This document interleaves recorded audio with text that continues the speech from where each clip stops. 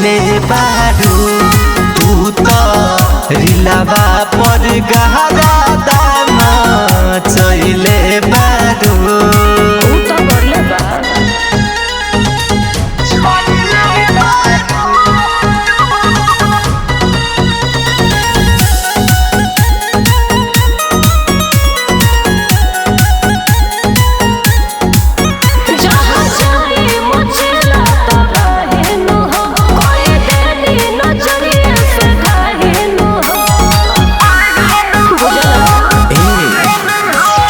छोटा पेन्हेलू डरे से गोरी तोहर लहरे ला काला काला कैसे गोरी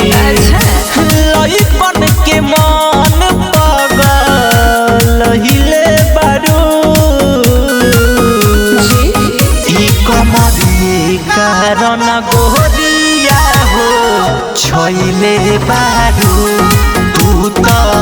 रिलावा पर गहरा दाम चइले बारू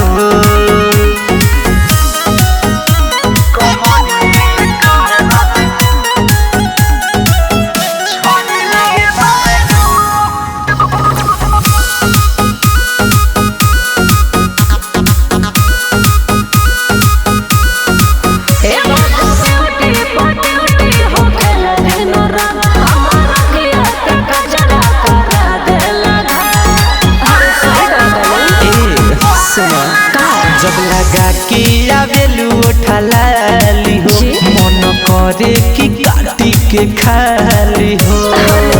जवानी के दुकान तुला गहिले बारू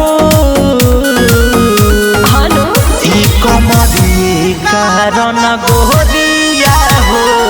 छोइले बारू तू तो